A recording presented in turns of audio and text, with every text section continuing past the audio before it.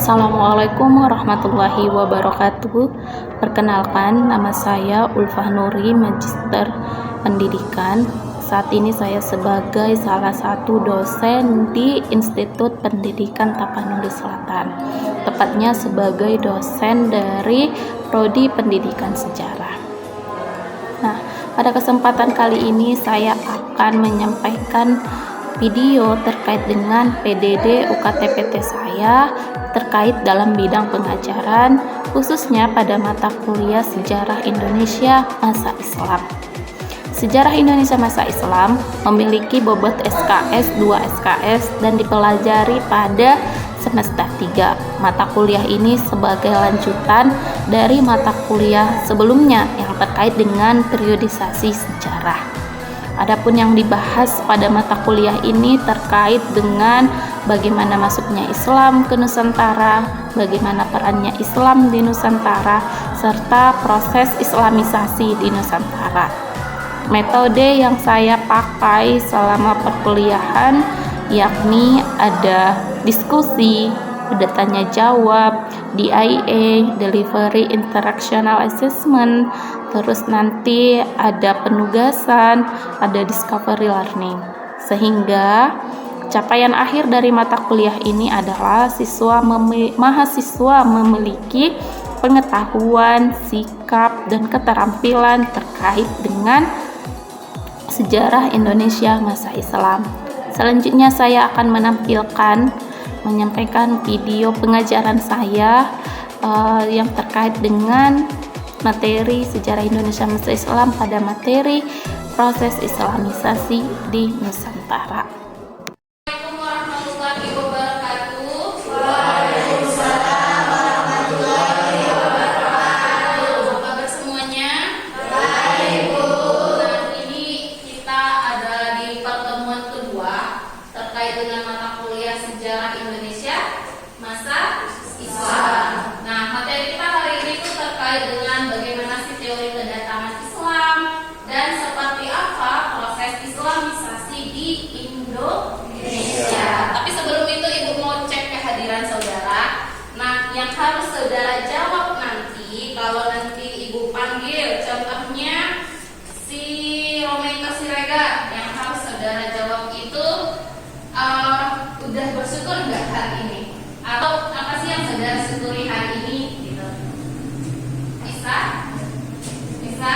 Nah, kita coba. Maria Pangaribuan? Saya, Bu. Ya, hadir. Terus udah bersyukur hari ini, Maria? Sudah, Bu. Apa yang saudara syukuri saat pagi ini? Bersyukur pagi hari ini karena masih diberikan atas kehidupan. Oke. Si Ira Fadila Rambe? Hadir, Bu. Bersyukur pada hari ini karena masih diberikan kesempatan untuk berjalan ke Tuhan. Oke, berarti saudara kangen juga ya sama teman-temannya ya? Iya, Bu, karena Oke. Si Nur Hayati Rahmat? Enggak hadir. Oke. Si Dewi Kamela? hadir, Bu. Iya. Bersyukur karena bersyukur hari ini karena tak mendapat uang jalan. Luar biasa. Nurul Wahidah? Hadir, Bu. Bersyukur karena masih sehat. Masih sehat. Oke. Rizka Melan Kohan? Saya, Bu. Bersyukur hari ini karena masih diberikan kesehatan untuk bisa berkumpul bersama-sama semua. Jadi saudara, ini sesuatu yang luar biasa ya kalau hadir di sini kita. Kita lanjut satu orang lagi ya. Pada waktu Nasmian, Hadir, Bu. Bersyukur hari ini bisa kamu cepat. bangun cepat tadi. Oke. Si Tarik Bakti, Hadir, Bu. Bersyukur hari ini tidak terlambat. oh tidak terlambat. Oke, memang sebelumnya terlambat terus. Nah, itu absennya secara acak aja karena nanti ibu akan lihat siapa yang enggak hadir. Itu nanti kan ada absen jalan juga kan?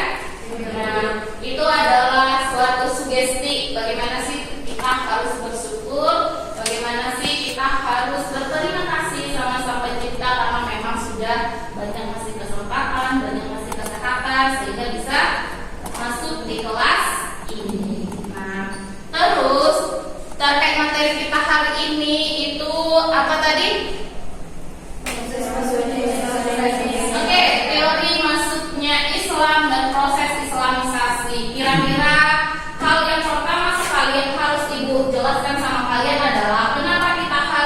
bahas ini itu terkait karena di Indonesia sendiri itu Islam adalah mayoritas dan Islam itu bukan produk lokalnya Indonesia. Jadi sebagai anak sejarah yang harus bertanya-tanya, kalau bukan produk lokal, kenapa bisa jadi mayoritas? Unik kan? Bisa-bisanya produk dari luar negeri tapi kita cintai. Padahal slogan kita adalah cintai produk-produk Indonesia. Nah itu yang pengen Ibu bilang. Karena ini bukan produknya Indonesia dan itu adalah produk luar tadi. Kenapa kita harus bahas ini? Itu karena memang diri kita sendiri, tetangga kita, orang tua kita, atau mungkin saudara bisa menyebutkan siapa yang Islam 10 orang bisa? Bisa. Bisa nggak saudara bilang orang teman-temannya yang Islam 10 orang di sekelilingnya? Bisa. Saking banyaknya Islam di sekeliling kita. Nah, anak sejarah harus paham bagaimana sih asal muasal kenapa bisa masuk. Anak sejarah harus paham proses Islamisasi. Maksud itu adalah kenapa bisa produk luar itu kita terima dan bisa bertahan sampai sekarang hari ini. Dan terus yang harus kita bahas adalah bagaimana mereka masuk dan seperti apa masuknya. Paham? Nah itu yang akan kita bahas. Jadi nanti saudara udah harus bisa menganalisis atau menanya kenapa bisa dari mayoritas Islam itu di Indonesia. Padahal sebelumnya kalau kita tarik kita sudah punya agama apa? Hindu-Buddha. Sebelumnya animisme. Dan animisme itulah yang menjadi produk lokalnya kita. Hindu-Buddha juga bukan dari Indonesia, datangnya dari India dan Cina. Oke? Tapi masih ada sampai sekarang. Nah, itulah saking terbukanya Indonesia ini kepada orang luar. Kita sampai bisa mendalami kebudayaan mereka. Paham? Nah, untuk membahas ini Ibu persilahkan kelompok 1. Kita udah bagi kemarin kelompoknya kan? Nah, siapa kelompok 1? Oke, silakan ambil tempat untuk bahas teori kedatangan Islam dan proses Islamisasi. Oke, silakan ambil tempatnya.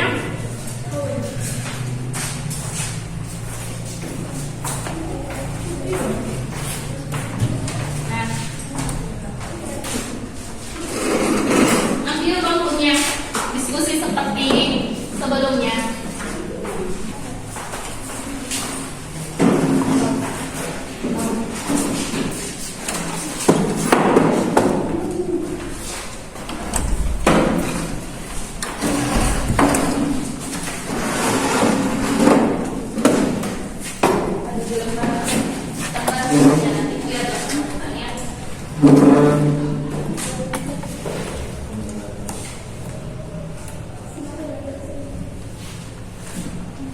Ini powerpointnya ada yang mau jadi operator boleh? Kalau mau ini moderator siapa? Operator siapa? Nah boleh ini.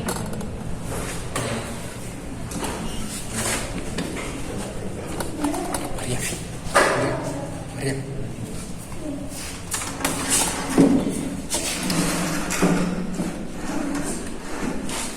Assalamualaikum warahmatullahi wabarakatuh. Waalaikumsalam warahmatullahi wabarakatuh. Selamat siang, selamat pagi teman-teman semuanya.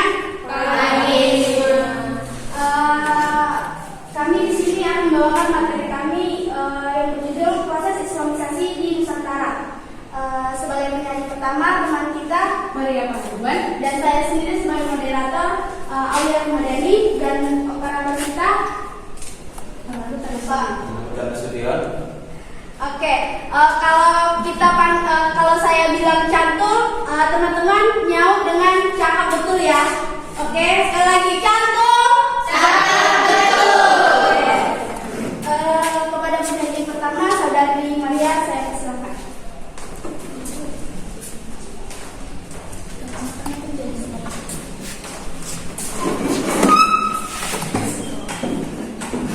Ya, sebelumnya kita dijelaskan materi kita tadi apa? Tentang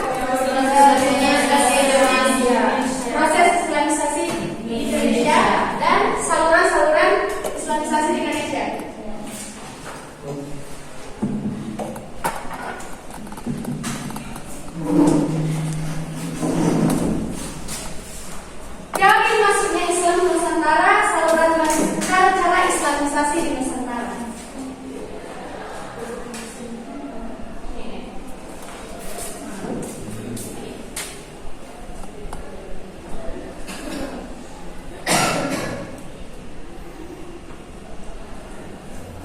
Kelihatan dari sana semuanya? Kelihatan. Yang pertama, teori masuknya Islam ke Nusantara, dan yang kedua, saluran cara-cara Islamisasi. Teori masuknya Islam ke Nusantara. Ya, ada 4 teori yang menyatakan bahwa Islam masuk ke Nusantara melalui 4 teori. Yang pertama ada teori Gujarat, yang kedua teori Persia, yang ketiga teori Cina, dan yang keempat teori Mekah. Mari kita bahas satu-satu keempat teori ini. Yang pertama teori Gujarat. Teori Gujarat yang dibawa oleh S. Kubronje dan J. Pitchneko. Islam dibawa oleh pedagang dari daerah Gujarat, India melalui Selat Malaka. Islam datang ke Nusantara sekitar abad ke-7, abad ke-13 melalui pedagang dari kerajaan Sattapasai. Seperti yang kita ketahui, Hindu-Buddha sebelumnya juga dibawa oleh dari mana sebelumnya? Dari India. Islam juga dibawa dari India melalui Selat Malaka. Dan pertama-tama sekali datang Islam ke Indonesia ini tujuannya yang pertama adalah untuk perdagangan. Teori ini diperkuat dengan penemuan makam Sultan Sattapasai Malik As-Saleh pada tahun 1297 yang bercorak Gujarat. Nah, pedagang banyak dari Gujarat dan Timur Tengah singgah di Nusantara. Pedagang Muslim membentuk komunitas perkampungan dekat pantai atau pekozan. Pedagang Muslim banyak menikah dengan perempuan lokal. Yang seperti kita ketahui bahwa wajah-wajah Arab dengan ketampanan yang masya Allah ya, yang mancung, matanya coklat atau biru, dengan jenjang tinggi yang tinggi, ya idaman para wanita. Pedagang-pedagang ini pada masa itu dapat kita simpulkan kalau berat juga. Siapa sih yang nggak mau nikah dengan orang yang tampan dan mapan? Pedagang Muslim banyak menikah dengan perempuan lokal, tapi perempuan lokal di sini adalah putri-putri raja. Nah, para pedagang Arab ini datang untuk berdagang. Pasti mereka berdagang di wilayah ini dengan membayar pajak atau kompensasi di wilayah tersebut dengan raja di wilayah. Karena pasti ada hubungan politik dengan pedagang dan raja sekitar, dan pastinya pedagang menikahi bukan sembarang wanita ya. Mereka menikahi perempuan atau putri-putri raja tersebut. Dan yang paling penting ajaran agama Islam ini dapat kita lihat bahwa mereka membawa syariat Islam yang indah, sehingga membuat masyarakat kita tertarik dengan agama ini.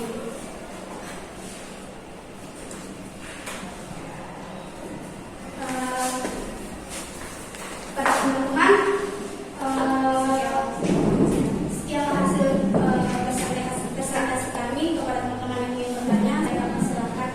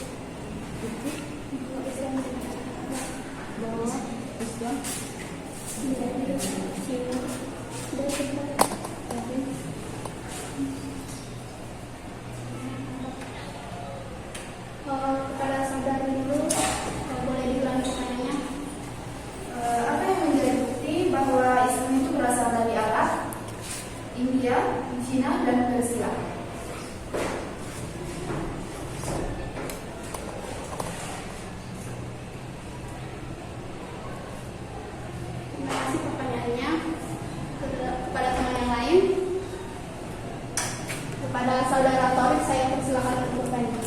Ya, kan nama saya berkenan Siregar dan bertanya, kenapa para pedagang waktu itu melakukan penyebaran agama Islam? Boleh diulangi teman-teman? Kenapa para pedagang Arab saat itu melakukan penyebaran agama Islam?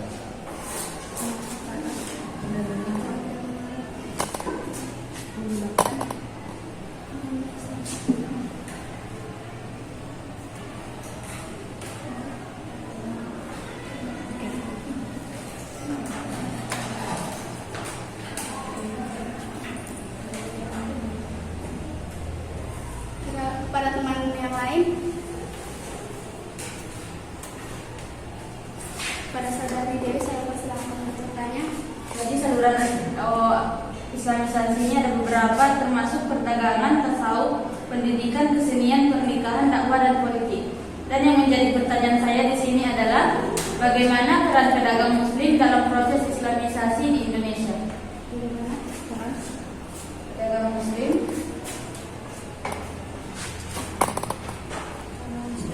dalam proses Islamisasi di Indonesia.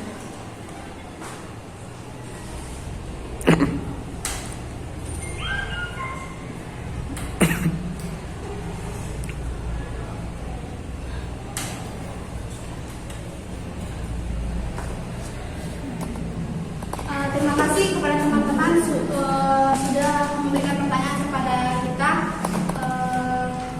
Kami Ada teori, tahu nggak? Sampingnya. Nah itu slideshow artinya menampilkan slide. Jangan. Ya. Oke. Nah, untuk teman-teman kalian semuanya, itu pengen apa ya namanya ya, mengasih rangkuman terkait dengan diskusi kita pagi ini. Kalau satu-satu Aulia yang beberapa teori ada kan 1, 2, 3, 4 tadi dibuat. Sebelumnya sebelum. pertama lagi. Nah ini, inilah teori dari kedatangan Islam ke Nusantara. Kenapa sih kita harus butuh teori ini dan kenapa di pembelajaran sejarah itu nggak bisa satu teori? Karena pembelajaran sejarah itu buktinya itu udah sangat lama dan pembelajaran sejarah itu kan analisis. Semua teori-teori ini itu tadi punya bukti dan semua teori ini tadi itu punya kelemahan. Ya, nah teori Gujarat ini tadi Snokhoranya, gitu ya bacanya ya. Snokhoranya itu dia orang Belanda yang pada masa Belanda Snokhoranya itu dia ditugaskan untuk meneliti Muslim, untuk meneliti orang Arab sampai Snokhoranya itu pergi ke Arab untuk belajar bagaimana sih Islam. Padahal dia orang Belanda. Kenapa? Karena kekuatan Islam di Indonesia itu yang mampu mengalahkan Belanda pada masa penjajahan. Itulah kenapa pemerintahan Belanda sampai mengutus Snokhoranya untuk mempelajari Muslim. Nah, dia bilang, Snokhoranya bilang kalau Islam yang ada di Nusantara itu datangnya dari India. Kenapa? Karena orang Nusantara itu sebelumnya sudah berinteraksi dengan India.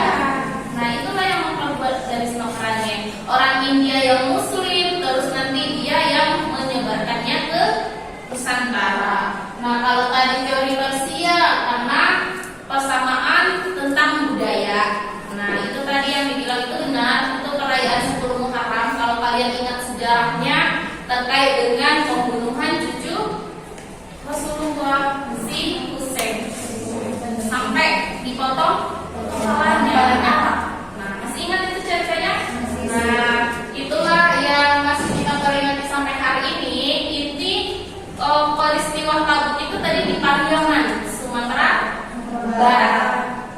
Nah, Pariaman itu adalah salah satu Syiah yang hampir sama ajarannya dengan si Iran Persia. Nah, itu Tabuk. Jadi mereka itu membuat gunungan makanan baru nanti diarah ke laut. Atau mungkin kalau di kita ya itu kita sampai puasa di 10 Muharram dengan membuat bubur 10 macam. Nah, orang-orang tua kita masih menganut itu. Kenapa? Ya karena untuk menghargai ataupun untuk mengenang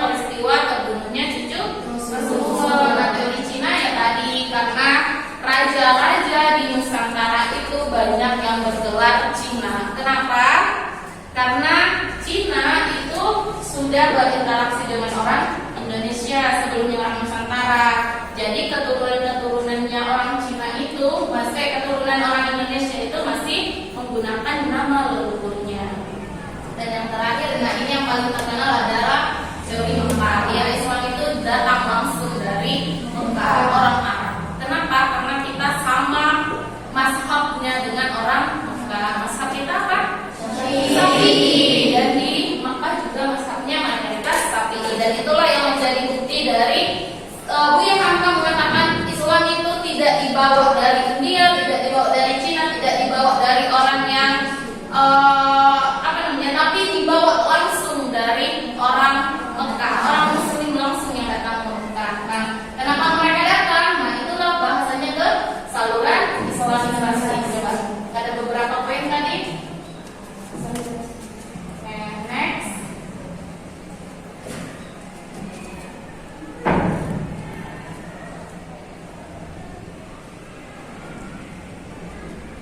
Terus, nah saluran Islamisasi. Nah selanjutnya, nah ini ada poinnya perdagangannya. Kenapa berdagang? Seperti pertanyaan historik ya, karena nol aktivitas yang ada di Nusantara itu pada awalnya ya perdagangan. Kita berkenalan dengan orang luar itu karena perdagangannya. Kenapa? Karena Nusantara itu kalau masih ingat dia ada di garis bilangnya jalur sutra yang menghubungkan antara Cina dan India. Nah, terus kalau masih ingat lagi ketika di blokade Konstantinopel, nah orang-orang Arab itu langsung datang menjemput barang ke Nusantara. Itulah kenapa perdagangan, karena memang pada abad 19 atau 18 perdagangan yang sangat maju, tapi melalui jalur laut. Nah, baru nanti ketika mereka berdagang ya jelas gak bisa tuh kita kayak kita mau belanja lupa belanja hari ini terus pulang, enggak.